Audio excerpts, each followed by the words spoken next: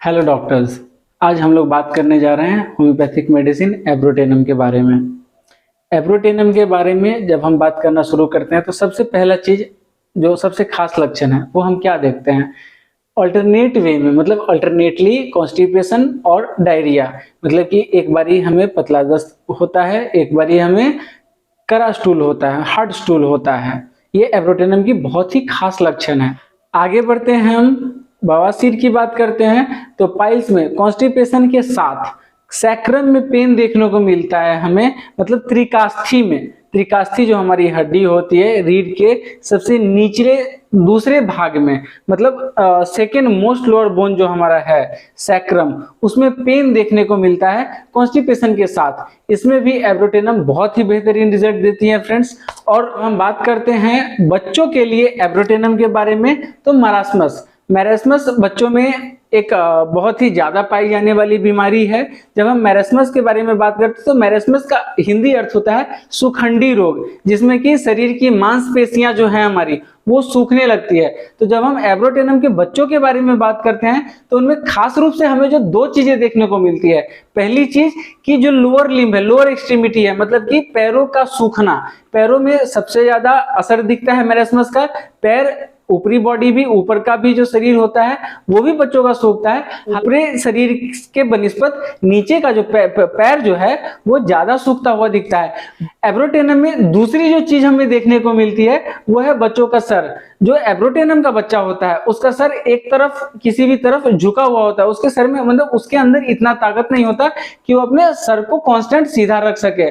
बच्चा जो होता है एक तरफ अपना सर झुका करके रखता है। आगे बढ़ते हैं, एब्रोटेनम में एक और खास बात बच्चों के बारे में क्या देखने को मिलती है कि एब्रोटेनम का जो बच्चा होता है वो बहुत ज्यादा बदमाश होता है, इरिटेटिंग, गुस्सैल, जिद्दी। ये सब तो कैमोमिला में भी देखने को मिलता है, एब्रोटेनम में भी देखने को मिलता है। लेकिन एब्रोटेनम में सबसे खास बात क्या है कि एब्रोटेनम का बच्चा जो होता है वो जघन्य अपराधी होता है, मतलब उसे दूसरों को तकलीफ पहुंचाने में अच्छा महसूस होता है।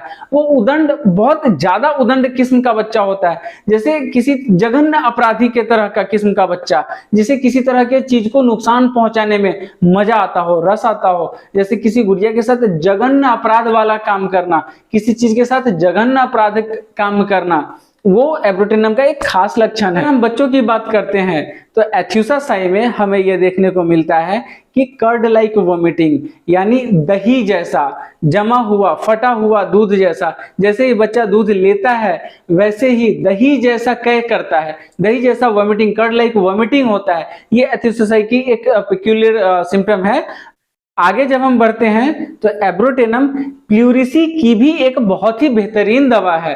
प्लूरिसी का मतलब होता है सांस लेने में दर्द महसूस होना छाती में। जब आप सांस लेते हैं, एक प्लूरिसी का पेशेंट जो होता है जब वो सांस लेता है वो बतलाता है कि जब हम सांस लेते हैं तब हमें छाती में दर्द महसूस होती है।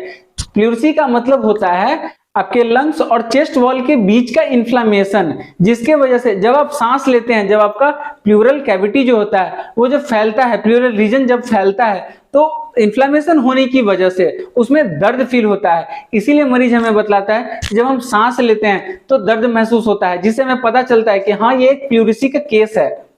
वैसे तो प्लूरिसी के केस के लिए होम्योपैथ में बहुत सारी मेडिसिन अवेलेबल है, लेकिन एब्रोटेनम की जहां तक हम बात करते हैं तो एब्रोटेनम की जो एक खास लक्षण है वो ये है कि एरी है, कंधा है, कलाइयां हैं, इनमें पहले दर्द होकर के फिर सूजन होना। प्लूरल जो पेन है, जो आपका चेस्ट पेन जो है प्लूरिसी की वजह से, वो तो अवेलेबल है, वो तो हो ही रहा है, लेकिन कलाइयों में, एरियों में, कंधों में पहले दर्द होकर के फिर सूजन होना, ये एब्रोटेनम की एक खास लक्षण है। एब्रोटेनम के और लक्षणों की अगर हम बात करें तो क्रैक्ड हील्स, विवाइयां फटना, ये आमतौर पर बहुत ज्यादा देखा जाता है। लेकिन इसमें एब्रोटेनम की सबसे खास भूमिका जो होती है वो ये होती है कि विवाइयां फटने के साथ उनमें खुजली होना, ये एब्रोटेनम का बहुत ही खास लक्षण है। अगर विवाइयां फट रही हैं आपकी, एरिया फट रही हैं आपकी और उसमें खुजली है, उसमें आपको खुजली जैसा फील हो रहा है, तो फिर आप एब्रोटेनम के लिए परफेक्ट हैं, एब्रोटेनम आपको चाहिए।